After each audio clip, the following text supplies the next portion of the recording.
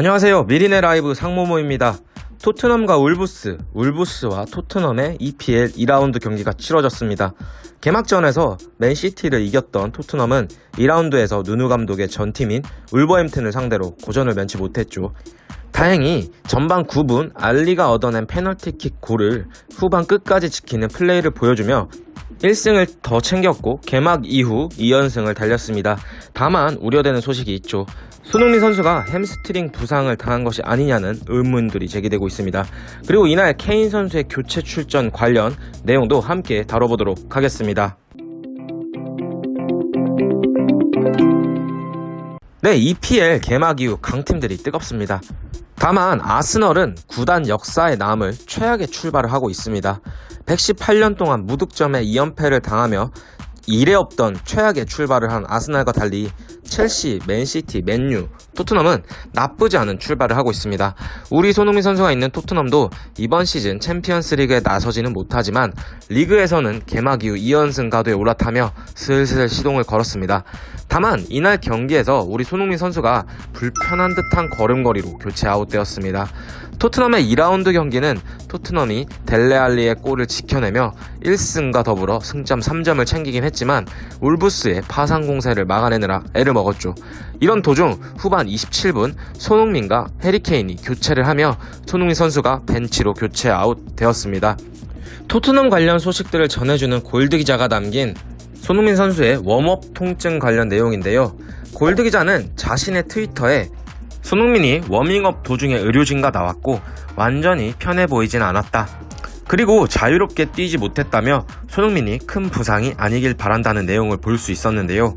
현장에서 경기를 지켜본 영국 PA 스포츠 조나단 빌 기자도 아마 별일 아니겠지만 손흥민은 메디컬 스태프의 안내를 받으며 먼저 워밍업을 마치고 라커룸으로 들어갔다 라고 보도를 했습니다.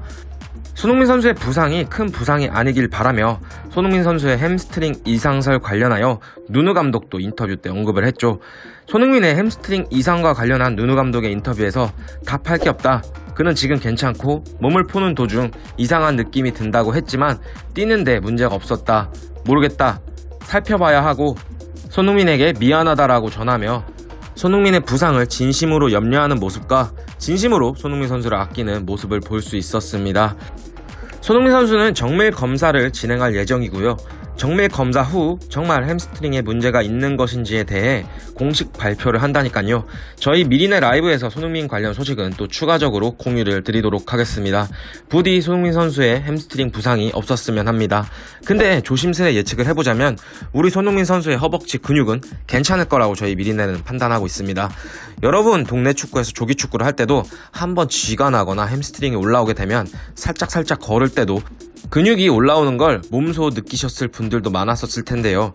손흥민 선수가 경기 시작 전 몸을 풀 때부터 이상 징후를 느꼈지만 무려 70분 이상의 경기를 소화했고 울브스와의 후반전 손흥민의 결정적 기회의 스프린트 장면을 보았을 때 큰 이상은 없는 게 아닐까 조심스레 예측을 해봅니다. 햄스트링에 이상이 있다면 정말 그렇게 미친 듯한 빠른 스프린트를 보여줄 수가 없기 때문이죠. 하지만 우리 대한민국의 자랑 손흥민 선수는 김학범 감독님이 말씀하셨던 것처럼 더욱 아껴주어야 할 선수이기 때문에 돌다리도 두드려보고 건너라는 말이 있듯이 이참에 정밀검사를 받아서 확실한 부상이 아님을 확인하고 가는 것도 정말 중요할 것이라고 보고 있습니다. 아무튼 손흥민 선수가 프리시즌과 맨시티와의 개막전에서 대단한 활약을 보여줬었기 때문에 부상이 아니길 간절히 기도하고 있도록 하겠습니다. 그리고 그 다음 이야기는 케인에 대한 이야기입니다. 케인은 지난 시즌 마지막 경기가 끝난 후 토트넘 선수들과 뜨거운 포옹을 나누며 다음 시즌은 이적을 하는 게 아닐까라는 확신을 들게 했지만 이번 시즌 다시 한번 토트넘의 유니폼을 입고 경기에 출전했습니다. 햄스트링 부상 염려가 있는 손흥민 선수가 후반 27분 교체하며 드디어 토트넘 소속으로 그라운드를 이번 시즌 밟았습니다. 지난 이야기를 조금 더 해보면 지난 EPL 1라운드 맨시티와의 경기 버스에 케인이 탑승하지 않았고 경기 명단에도 없었죠. 토트넘의 팬분들은 맨시티를 1대0으로 제압하고 Are you watching Harry Kane? 이라는 구절로 떼창을 부르며 해리케인 보고 있나?로 케인의 실망 섞인 마음을 표현했었는데요.